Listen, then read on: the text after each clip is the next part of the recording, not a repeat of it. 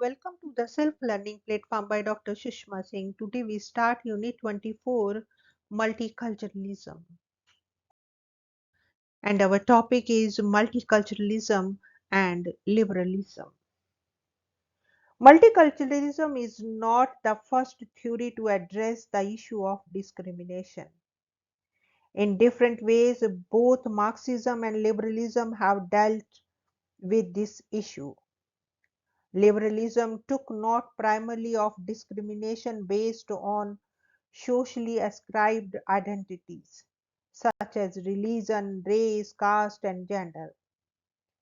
Further, in response to exclusions based on these identities, it suggested that individuals be conceived as citizens, disassociated from their social identities, and in that capacity, they must all receive the same rights and be treated alike.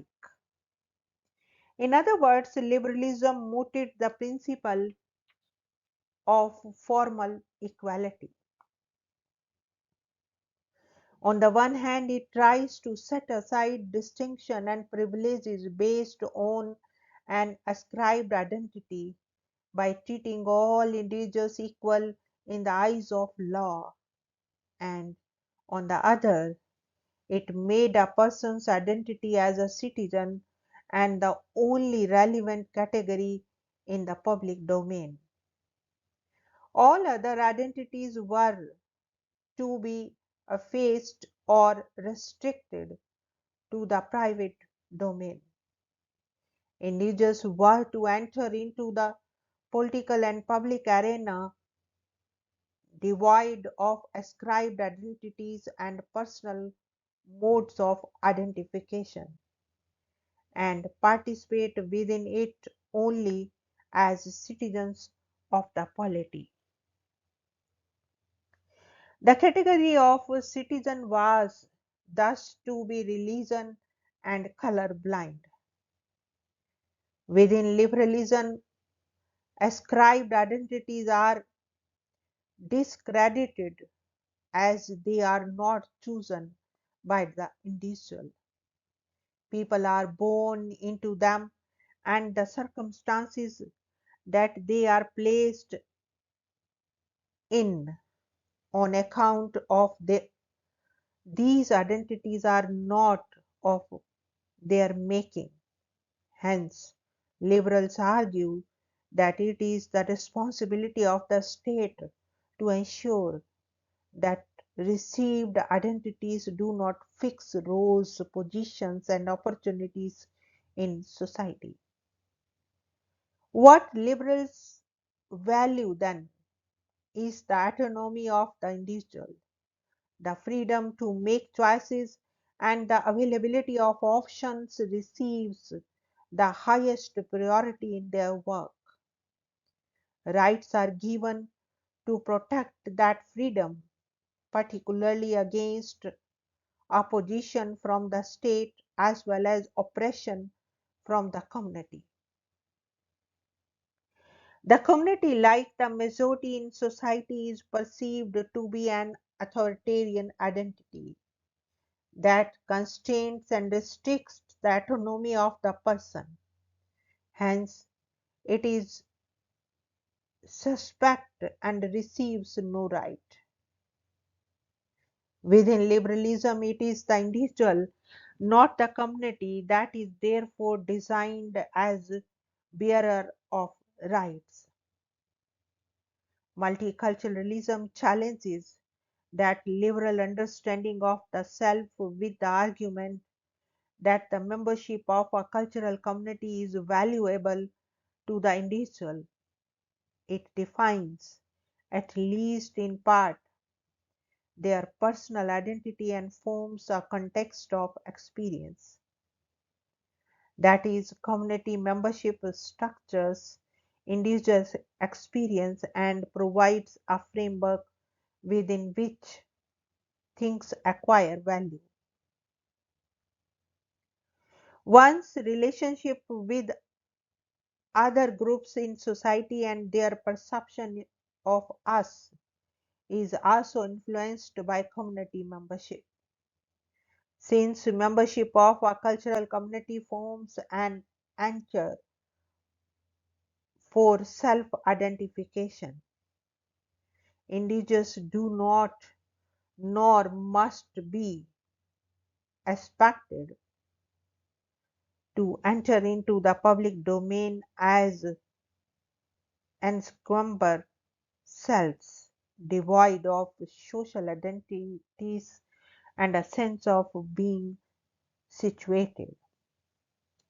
Contrary to the liberal perception, theories of multiculturalism argue that the community identity are bound to enter into the public domain, and public may bring into political life issues that arise from their community membership. According to Vale Kamaika, when we expect individuals to bracket their cultural identity, we in fact deprive them of something that they can reasonably be entitled to. With devising political institutions of democracy, we need, therefore, to acknowledge the existence of cultural community identities and begin with the understanding that individuals are not simply members of a political community or a nation state. They are also members of a cultural community, and this membership is deeply cherished by them. Further, excluding a cultural community from the political and public domain, denying its recognition or misrecognizing it causes grievous injury to the individual. When the cultural community has a low prestige in the public arena, individuals belonging to them develop a sense of low esteem. They become nervous and different and are unable to perform successfully in society. Some of them respond to the pressures that come from the external world by distancing themselves from their family. This alienation of the self from its family and friends places a heavy toll both on the individual, his family, and the community. It creates intergeneration conflicts and deprives the individuals of a secure social environment that is necessary for proper growth and development. Since hostile and adverse representations can in this way harm the individual who owe to others to give them due recognition in the public arena. For the multiculturalist, a secure cultural context is an essential condition for leading a reasonably autonomous existence and exercising choices. When a culture is misinterpreted or threatened, its members become closed and resistant to any change and innovation. They oppose change that is imposed from the outside, as well as suggestions that come from within the community. Eventually, members lose out as the space that ordinarily exists for the expression of differences within each culture gets closed. Consequently, even for promoting the ideas that liberals favor, namely autonomy of the self, a secure culture that receives due public recognition, is regarded to be absolutely essential. Now, the next point is critique of liberal democracy. Multiculturalism, as we argued earlier, begins with the understanding that liberal democracies have not been able to ensure equal citizenship for all its members, even though equal civil and political rights have by and large been given to all. Yet, persons belonging to minority cultural communities remain disadvantaged in the public arena.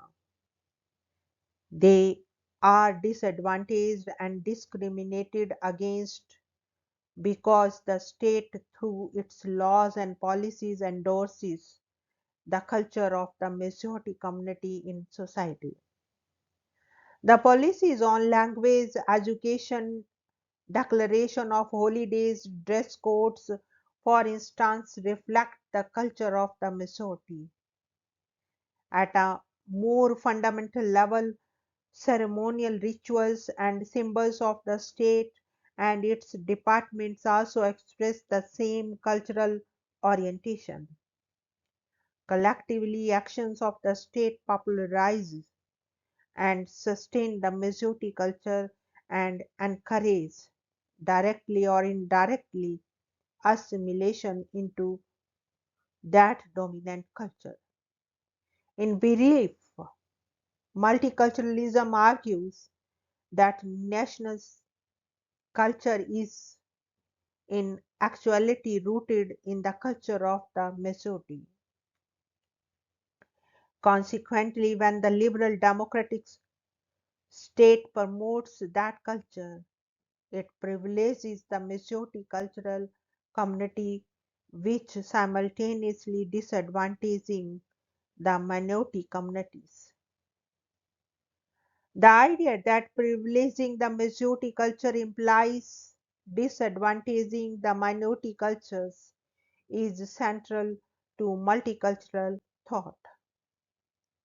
To explain this further, with the help of an example, theorists of multiculturalism argue that when English is made the official language of the state, then French language in Canada and the members of that linguistic group are necessarily disadvantaged. The Francophones have to learn English, a language that is not their mother tongue, and excel it so that they can compete with other people for whom English is the first language. To do this, they have to put in a greater amount of efforts than the Anglophones, and they have also to acquaint themselves with the culture that is associated with the English language. Parents who want to ensure that their children have an equal opportunity to occupy prestigious position in society also try to send their children to English medium schools as more and more people make this choice. English language and culture get popularized. More and more people learn that language, but at the same time, the number of people who can read and write in the French language also declines. Eventually, the culture that is associated with the French speaking community suffers in prestige and support. It becomes increasingly non viable. Even the children from the community do not associate with it, as they are exposed to another culture in school and other public places. They are alienated from it. Thus, through a variety of processes, the French culture and cultural community are systematically disadvantaged. Theorists of multiculturalism use examples of this sort to show that seemingly natural laws and policies of the state have an implicit bias that favors the majority community and disadvantages minority cultural communities. The declaration of Sunday as a holiday when public institutions and businesses are closed implicitly favor the Christian community. With Sundays as the declared public holiday, a devout Christian can go to church for prayers and observes this day as the day of rest in accordance with the dictates of his religion. However, devout Muslim who wishes to offer prayers on a Friday afternoon in accordance with his religion is placed at disadvantage in this system. Since Friday is a working day, he, unlike the devout Christian, does not get any time off. Practices of the state, even the liberal state, thus marginalizes the discriminate against the members of the minority culture. Indeed, they place external pressures upon the latter to assimilate into the dominant culture. Since the option for minority communities is only to assimilate or disintegrate, multiculturalism is critical of liberal democracies. It questions the central principles of liberal democracy, particularly the notion of formal equality and neutrality, and offers in their place an alternate framework based on the idea of group differentiated rights and differentiated citizenship. Within the latter, special rights are sanctioned for minority cultural communities so that they may survive and be treated as equals in the liberal state. Next point is multiculturalism as a liberal theory of minority rights. Multiculturalism rejects the liberal idea of an autonomous, freely choosing, automized self, as well as the belief that the state is or must be neutral between different competing conceptions of good life. It begins instead by locating the individual within a cultural community and argues that no state is or can be completely neutral. Even liberal states that claim to be neutral make laws on marriage, divorce, property, inheritance, euthanasia, suicide, and a range of other social activities. In such case, it endorses and legitimizes one view. For instance, it may uphold and recognize only individual claims to property or only monogamous marriages. Legislation of this kind invariably denies claims of collectively held community property or polygamy as a practice. Instead, all such claims and practices are declared illegal. Here, as in many other cases, the laws of the state reflect a conception of what is good and therefore acceptable. This understanding may conform to the conception of good embodied in some cultures, but many conflict with the practices of other cultural communities. Hence, we need to realize that no state is completely neutral. The liberal principle of neutrality must therefore be replaced by the notion of even handedness. In place of pursuing neutrality as the desired goal, the state must act so as to be even handed towards diverse communities. In presenting the ideal of even handedness, multiculturalism challenges the liberal conception of individual, state, community, and justice. This must not, however, be taken to imply that multiculturalism is anti liberal. Most theorists of multiculturalism present these alternatives with a view to making liberal democracies consistent with the liberal ideals of equality for all. They argue that the principles of neutrality and formal equality cannot promote equality for minority cultural communities and their members. A system of special rights is therefore advocated to protect minority cultures from discrimination in the polity. Will Kamelka offers another line of argument in this connection. He states that liberalism does not simply value individual autonomy and the freedom to make choices. It wants individuals to have an opportunity to rethink and revise what they have received from society. Autonomy and freedom is valued only because it enables individuals to reflect upon the beliefs and institutions that they have inherited.